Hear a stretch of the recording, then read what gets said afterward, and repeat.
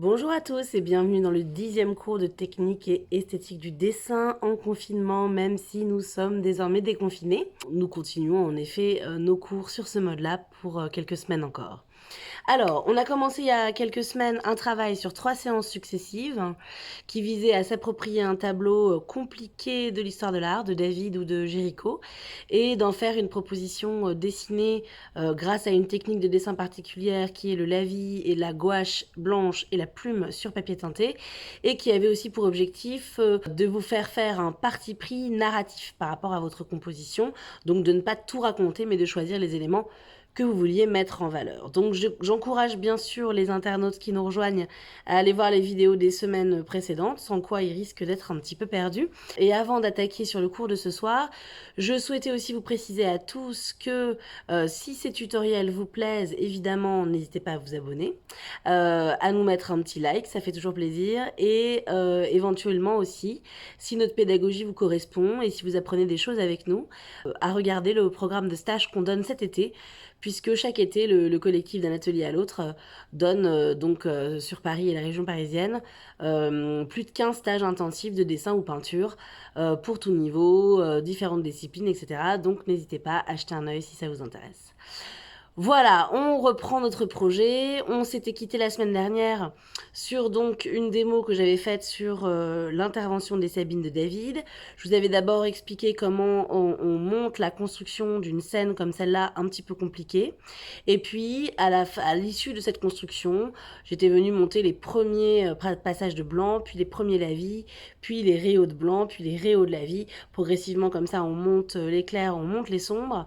Et je m'étais arrêtée à peu près à ça, il restait quelques petites choses à fignoler. Donc là, on reprend ce dessin où on l'a laissé et on va essentiellement parler de la cohérence d'ensemble du dessin et du réau de hachure à la plume. On y va tout de suite. Voilà, et on s'était exactement quitté à cette étape-là, c'est-à-dire que j'avais quand même monté la majorité des blancs, la majorité des lavis, j'avais quand même un lavis assez sombre pour venir densifier autour des deux hommes, sachant que moi je m'intéressais donc à la femme qui séparait les deux hommes, donc en fait elle sépare son père et son mari, puisque c'est une Sabine qui a été enlevée aux Sabins par les Romains, et plusieurs années après, les Sabins viennent récupérer leurs femmes, mais ces femmes ont eu depuis des enfants avec leur mari et se sont attachées à leur nouvelle famille et donc interviennent pour éviter que leur mari et leur père se combattent. Alors, c'est donc l'étape à laquelle je commence le réau de plumes, déjà pour les lignes, pour venir donner quelques contours, mais aussi à la hachure dans certaines zones. Alors, au niveau déjà de la valeur de votre encre pour rehausser, je vous déconseille quand même une encre très noire si vous avez monté la majorité de votre lavis dans des tons bruns. Vous pouvez mélanger votre valeur de brun et votre encre de Chine. Donc, vous pouvez faire un mélange pour ceux qui sont au café et poudre de pierre noire, quelque chose d'un brun très sombre, ou alors encre brune ou bistre plus un peu d'encre de Chine, mais de pas avoir un noir trop dur, parce que rappelez-vous, les valeurs elles se montent en escalier et on peut pas avoir trop de différence entre le lavis le plus sombre et la hachure. Ça risque d'être un peu rude. En tout cas, il faut qu'il y ait autant de différence de valeur entre le papier et le lavis qu'entre le lavis et la hachure. Donc, je commence quand même par dire les rayons de ligne, les contours et tout ce qui est ligne de contact. Donc, dès que deux surfaces se touchent, on a une ligne de contact. Donc, ça, je le dis avec ma plume. Moi, j'ai quand même une plume particulièrement pourrie, là, il faut le dire. Elle m'a posé des problèmes pendant toute la démo et j'avais pas de plume de rechange. Donc, on fait avec le matériel qu'on a, comme d'habitude. Toujours important de s'essayer un peu en marge pour éviter d'avoir des accidents, notamment des grosses gouttes ou de griffer, percer son papier.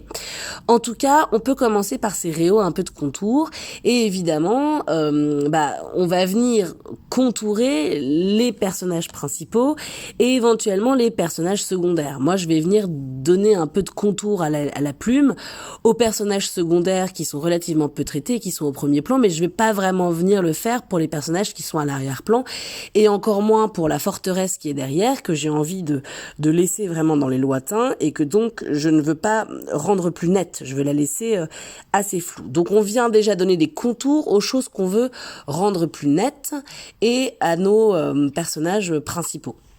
Comme moi j'ai monté de la vie, j'ai donc déjà des zones assez sombres en fait, ce qui fait que je vais pas avoir un travail de hachure extrêmement important. Mon travail de hachure, il va intervenir vraiment dans le dos du soldat de droite, dans l'obscurité qu'on a entre le bras et le buste du personnage de gauche, pour densifier les obscurités qu'on a autour de la femme au milieu. Mais je vais pas avoir énormément de travail de hachure. Et ce travail de hachure, on aurait pu aussi éventuellement le faire à la pierre noire, hein. Simplement la mine est plus épaisse, donc tout dépend de la taille de votre dessin, à quel point vous taillez votre pierre noire aussi, et du degré de précision que vous voulez. Moi j'ai des visages extrêmement petits, j'ai travaillé tout petit pour que ça rentre sous ma caméra, donc je suis quand même contente d'avoir une plume parce que c'est très précis et que je peux donc venir dire des petits détails de manière assez subtile. Cela dit, ma plume c'est une espèce de bricolage où j'ai enfoncé une plume sur un manche de pinceau, c'est pas extrêmement stable, ça vacille un peu et honnêtement j'avais pas du matériel très adapté là pour cette démo. Clairement, il y a des erreurs de construction, hein. Vous en aurez probablement, et moi en tout cas, évidemment, j'en ai. Hein. C'est ce que je vous avais expliqué la dernière fois.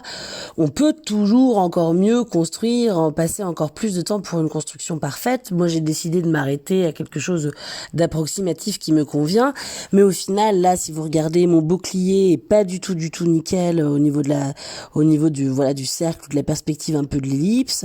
Le bras du personnage de gauche était un peu long.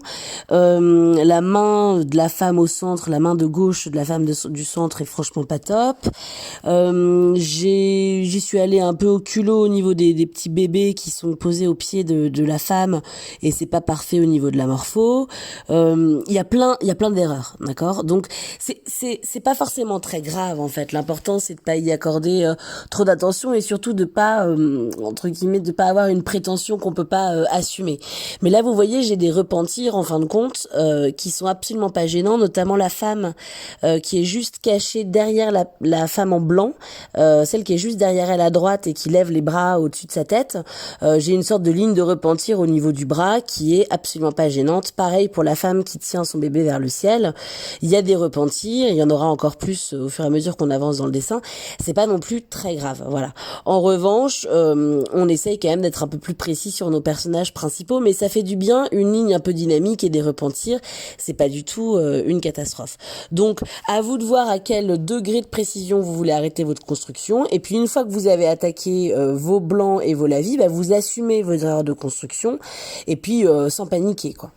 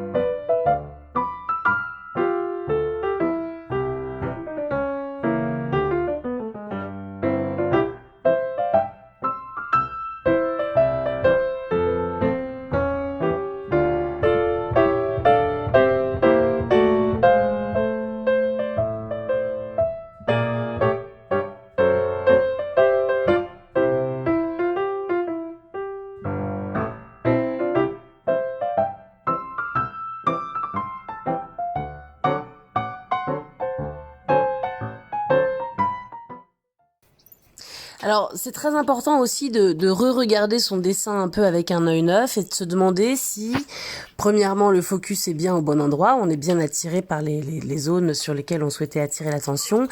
Et deuxièmement, voilà, s'il n'y a pas des choses qui attirent trop l'œil ou pas assez l'œil ou des choses qui nécessiteraient d'être unifiées, par exemple. Donc, j'ai aussi repris un peu mon pinceau à la vie pour venir replonger certaines zones dans l'obscurité, remettre voilà quelques accents sur certaines zones et réunifier un peu l'ambiance générale du dessin. Et donc notamment, je suis venue réobscurcir vraiment de part et d'autre de la femme, qui est mon personnage donc central, obscurcir aussi vraiment de part et d'autre des deux hommes au bouclier. Et dans les zones que je laisse un petit peu comme ça inachevées, notamment au niveau du cheval et du cavalier à droite, venir mettre quelques petits coups de la vie supplémentaires pour dessiner, suggérer un peu plus ce qui se passe. Donc j'ai quand même décidé à ce moment-là de venir préciser un tout petit peu plus mon second plan. En revanche, je laisse bien sûr mon troisième ou mon quatrième plan très léger, très voilà, très ébauché comme ça. Et je suis quand même venue préciser aussi ce qui se passait dans l'espèce d'étendard là, pour vraiment venir le dissocier du nuage, sinon c'était un peu incompréhensible. Donc en fait on peut très bien revenir un peu en arrière une fois qu'on est quasiment à la fin du dessin, revenir un peu en arrière avec donc les premiers lavis ou les premiers blancs et venir vérifier un petit peu, maintenant qu'on a un peu plus de recul, venir redonner un peu une sorte de cohésion là où ça manquait par endroit.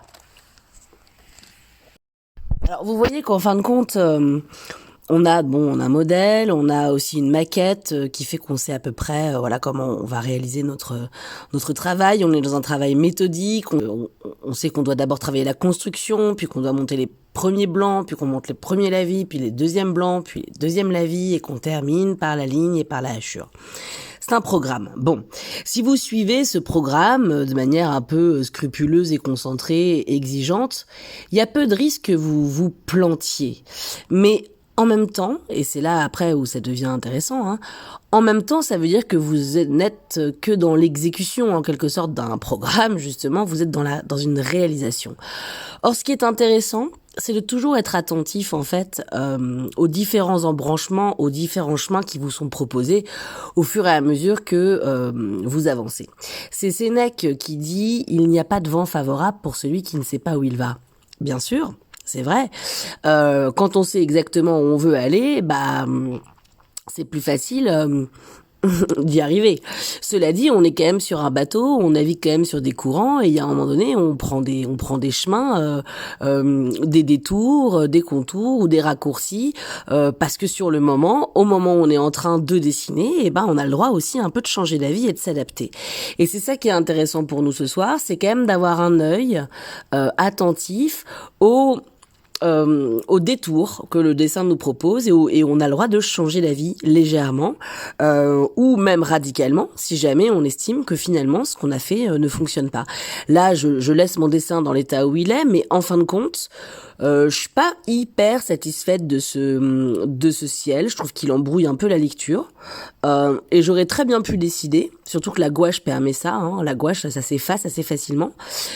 J'aurais très bien pu décider en fin de compte d'enlever les blancs dans le ciel pour qu'on ait l'œil rivé sur les personnages du premier plan et que l'œil ne parte pas dans le ciel là-bas. J'aurais pu décider aussi de venir détailler la femme qui lève son bébé au ciel parce qu'elle est quand même vachement intéressante puis qu'elle crée une sorte de composition pyramidale. Donc on a le droit de changer d'avis aussi au fur et à mesure qu'on dessine.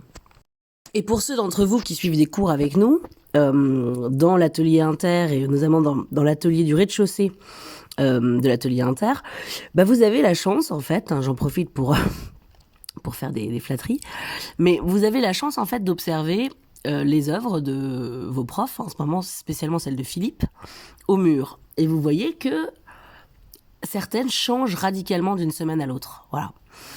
Parce qu'il faut se garder la possibilité de s'adapter et de changer d'avis. Et qu'une idée qu'on a eue au début peut en fait se révéler mauvaise non, mais en tout cas ne pas correspondre finalement au projet qu'on a. Et au fur et à mesure qu'on avance, vous voyez, moi par exemple au début j'avais décidé de laisser cette femme agenouillée avec les enfants totalement comme ça indistincte, juste en valeur de papier. C'était mon projet de départ, hein, d'à peine la contourer. Et puis finalement, j'ai trouvé qu'elle était importante. Voilà, j'ai trouvé qu'elle était importante et qu'il fallait quand même que je lui accorde, voilà, un peu, que je lui mette un peu des détails, quoi, que je vienne la raconter un petit peu. Et puis ce ciel qui au début faisait partie de mon projet, que je trouvais que ça avait du sens, hein, de créer cette éclaircie de ciel au milieu de ces deux nuées très sombres de part et d'autre. J'estimais que ça avait du sens. Visuellement, mais ça n'est que mon point de vue, certains pourront trouver ça bien, visuellement en fait ça ne me convainc pas. Voilà. Donc très important à la fois de savoir à peu près où on va, et en même temps de se laisser surprendre et de se laisser changer d'avis parce qu'on s'adapte au moment présent du dessin. Quand on est en train de décider, quand on est en train de dessiner, on s'adapte à ce que le dessin nous propose. Et ça, c'est un truc un peu métaphysique, hein, mais en même temps, c'est très vrai. Votre dessin, il vous raconte des trucs. Voilà, votre dessin, il vous dit oulala, c'est trop le bordel là, ou alors oulala, c'est trop sage ici, on n'y comprend plus rien, ou c'est trop sage, ou c'est pas assez contrasté, ou c'est pas assez lisible. Votre dessin vous parle, donc il faut l'écouter. Voilà. Et après, on l'écoute comme on peut, et puis on répond à ses besoins comme on peut. Et puis on peut d'ailleurs être totalement à côté de la plaque quand on essaye de se corriger. Mais au moins être vraiment présent à ce qu'on fait et pas simplement dans l'exécution d'un programme de principe. Ultra important. Donc en gros, la mauvaise nouvelle, qui est aussi une bonne nouvelle d'ailleurs, c'est que dessiner, l'acte de dessiner et le dessin est régi par les mêmes lois qui régissent l'ensemble de l'univers. Voilà, c'est qu'on arrive avec ce qu'on est, on se positionne face à ce qu'on veut dessiner, on projette des choses, on fait des choix qu'on assume, qu'on questionne, qu'on corrige, on se laisse la possibilité de changer d'avis et de changer de route et de prendre des bifurcations. Et évidemment, plus on a conscience des enjeux de la représentation et plus on a conscience des techniques qui nous sont disponibles, et plus on progresse, plus on avance. Voilà.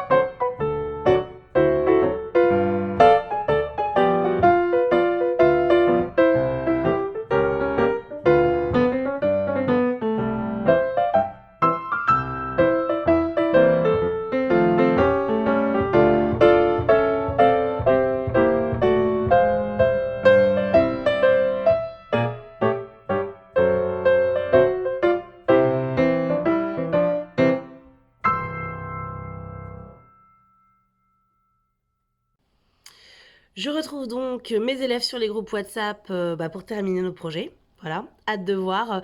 J'essaierai d'ailleurs de faire une petite vidéo sur les projets de tout le monde, voilà, pour vous montrer un peu ce que les élèves ont pu faire en cours avec nous. Et puis pour les autres internautes, on se retrouve la semaine prochaine. La semaine prochaine, on va travailler quelque chose d'intéressant en dessin. C'est un peu la petite surprise fun de la fin d'année. On va travailler sur la double écriture graphique. Voilà, donc je vous en dis pas plus. À la semaine prochaine et bon déconfinement à tous.